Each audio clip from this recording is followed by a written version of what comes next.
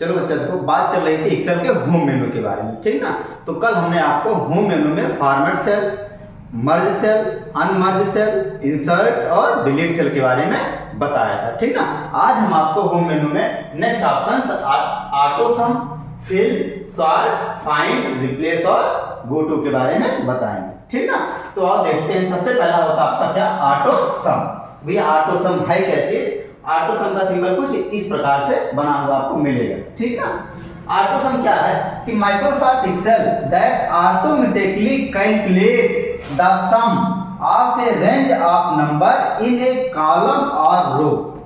कि सम मतलब होता है बच्चा जोड़ना, सम मतलब जोड़ना, मतलब ऐड करना, ठीक ना। कि एक्सेल में किसी भी वैल्यू को डायरेक्टली ऐड करने के लिए हम ऑटो सम फंक्शन का इस्तेमाल करते हैं। अब वैल्यू को चाहे आप कॉलम वाइज जोड़िए, चाहे आप रो वाइज जोड़िए, ठीक ना। कैसे? जैसे मान लो ये हमारी सीट है, ठीक ना। ये कॉलम मान लो A B C D E F और जी, ये 1, ठीक ना। ये आपके रो हो गए। अब मान लो कोई वैल्यू, सपोज दैट मान लो यहाँ पर टाइप है कितना, ये मान लो यहाँ पर लिखा हो 40, यहाँ लिखा हो 20, यहाँ लिखा हो 30, यहाँ लिखा हो 10, यहाँ लिखा हो 50, यहाँ लिखा हो 100, ठीक ना। इस प्रकार से मान लो कोई वैल्यू टाइप है। अब अगर इन सारी की सारी वैल्यू को आप इस वाले कॉलम में जोड़ना चाह रहे हैं, इस वाले सेल में जोड़ना चाह रहे हैं, तो बिना कोई फंक्शन लगाए हम डायरेक्ट ऑटो सम फंक्शन की मदद से जोड़ सकते हैं। कैसे? इन सारी वैल्यू को कर लेंगे सिलेक्ट, और जब सिलेक्ट करेंगे तो नीचे जिस खाने में जोड़ना होगा उस खानों को भी हम कर लेंगे सिलेक्ट। ऐसे सिलेक्ट करने के बाद जैसे आप ऑटो सम ऑप्शन पर टिक करेंगे तैसे इन सबका जोड़ यहाँ पर दे देगा। जैसे मान लो 40, 20, 60, 30, 90, 10, 100, 150 और 200, यहाँ पर जोड़ आ जाएगा कितना, 200, ठीक ना।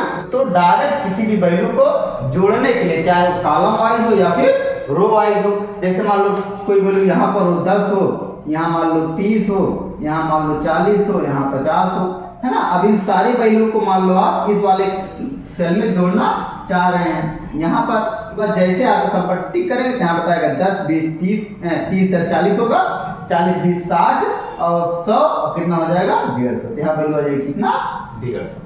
तो ये होता है रो वाइज और ये होता है कॉलम वाइज, ठीक ना।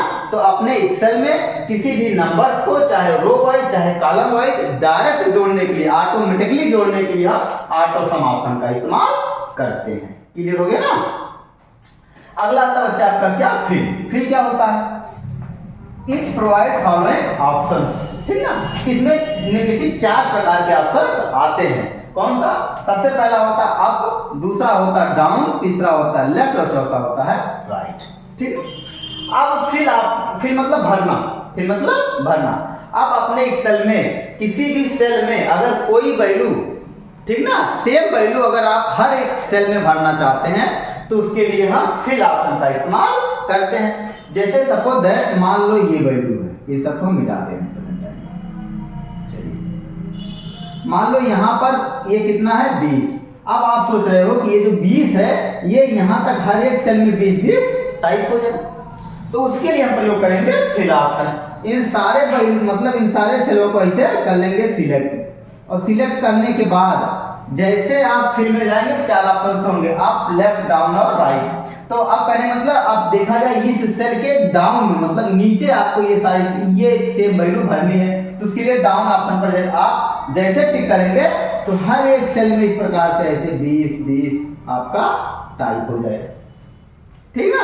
उसी प्रकार से अगर यही वैल्यू आप राइट साइड में भरना चाहते हैं, ठीक है, हर एक खानों में, तो उसके लिए राइट ऑप्शन पर जैसे आप टिक करेंगे तो हर एक सेल में 20 आपका ऐसे टाइप हो जाएगा, ठीक ना।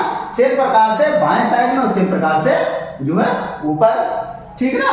तो किसी भी वैल्यू को, चाहे वैल्यू हो चाहे कोई लेटर हो, सेम वैल्यू या सेम लेटर को यदि आप हर एक सेल में लेफ्ट में, राइट में, अप में और डाउन में भरना चाहते हैं एक साथ, तो उसके लिए हम फिल ऑप्शन का इस्तेमाल करते हैं, ठीक ना। अगला आता है आपका क्या बच्चा, सॉर्ट। सॉर्ट क्या होता है? देखा जाए सॉर्ट ऑप्शन का इस्तेमाल हम किसी भी लेटर वगैरह के साथ करते हैं। जैसे मान लो ये आपकी फील्ड है, अब ये आपका मान लो सेल है, अब इस सेल में मान लो ये एक रो हम मिटा देते हैं कॉलम। चलिए, ये मान लो आपका सेल है। इस सेल में मान लो आपने यहाँ पर एक कॉलम में बना दिया नेम। क्या बना दिया? नेम। अब यहाँ पर मान लो आपने ढेर सारा नाम दे दिया। भैया पहला नाम मान लो पवन है, PAWAN, इस प्रकार से नाम दिया गया है। अब कोई आपके सीनियर आए और आपसे बोले अच्छा इस कॉलम में जो सारे नाम आपने लिख रखे हैं, ये सारे के सारे नाम एक शॉर्ट मतलब एक सीक्वेंस में आप जो है इन सारे नामों को जो फिर से लिख दीजिए।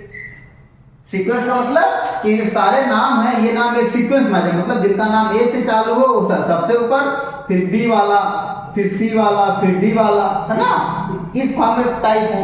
तो उसके लिए फिर हम सॉर्ट ऑप्शन का इस्तेमाल करते हैं। सॉर्ट में जाएंगे, दो ऑप्शन मिलता है बच्चा, एक होता है असेंडिंग ऑर्डर और एक होता है डिसेंडिंग ऑर्डर।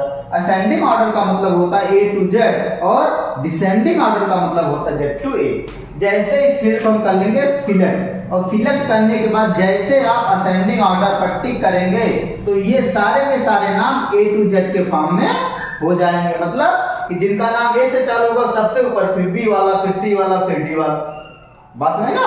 और यदि आप डिसेंडिंग ऑर्डर पर टिक करेंगे तो ये सारे नाम Z to A के फॉर्म में आ जाएंगे। कि जिनका नाम Z से चालू होगा सबसे ऊपर, फिर Y, फिर B, फिर F, इस प्रकार से आ जाएंगे। ठीक है ना। तो किसी भी लेटर को सॉर्ट करने के लिए, मतलब कि उस लेटर को चाहे A to Z के फॉर्म में या Z to A के फॉर्म में यदि आप लाना चाहते हैं तो उसके लिए सॉर्ट ऑप्शन का इस्तेमाल करते हैं। बहुत इंपॉर्टेंट ऑप्शन होता है बच्चा। एक्सेल में किसी भी डाटा वगैरह के साथ काम करते वक्त इन सारी चीजों की आवश्यकता आपको ज्यादातर पड़ जाती है। ठीक है ना। और अगला देखा जाए आता है फाइंड, रिप्लेस और गो टू। फाइंड की शॉर्टकट होती है Ctrl+F, रिप्लेस की Ctrl+H, गो टू की Ctrl+G। ठीक है। हमने वर्ड डॉक्यूमेंट में आपको बताया था कि फाइंड, रिप्लेस और गो टू का काम क्या होता है। फाइंड का काम ये था कि किसी भी नंबर को या किसी भी लेटर को या किसी भी सिंबल को यदि आप सर्च करना चाहते हैं वो कहां पर टाइप है, तो उसके लिए हम फाइंड ऑप्शन का इस्तेमाल करते थे। तो उसी प्रकार से एक्सेल में भी फाइंड ऑप्शन की मदद से हम अपने वर्कशीट में किसी भी नंबर को, किसी भी सिंबल को, किसी भी लेटर को सर्च कर सकते हैं कि वह किस किस सेल में टाइप हुआ है। ठीक है ना। उसी प्रकार से रिप्लेस, यदि आपसे हम बोले कि इस सेल में जहां जहां पर 20 टाइप हुआ है, 20 की जगह पर आप जो है 50 लिख दो। तो यदि आप काट करके मतलब हर एक सेल में जाएंगे, उसको काटेंगे, 50 देंगे, फिर दूसरे में जाएंगे तो टाइम ज्यादा लग जाएगा। तो इस प्रकार के काम को करने के लिए रिप्लेस ऑप्शन का इस्तेमाल करते हैं। अगला आता है आपका क्या? Go to. गो टू आप लोग जान ही रहे हैं। ठीक ना। जैसे वर्ड डॉक्यूमेंट में किसी भी लाइन में, किसी भी पैराग्राफ में, किसी भी पेज में आने जाने के लिए गो टू ऑप्शन का इस्तेमाल किया जाता था, उसी प्रकार से हम अपने वर्कशीट में डायरेक्टली किसी भी सेल वाल में जो है जाने के लिए हम गो टू ऑप्शन का इस्तेमाल कर सकते हैं। तो ये इतनी चीजें देख लेना बच्चा, auto sum, fill, sort, find, replace और गो टू ऑप्शन। ठीक ना। तो अब जाकर के आपका एक्सेल का होम मेनू कंप्लीट हुआ। कल आपको एक्सेल के व्यू मेनू के बारे में बताएंगे, तो व्यू मेनू के बारे में चर्चा कल चलेगी बच्चा। आज के लिए बस इतना ही। That's all.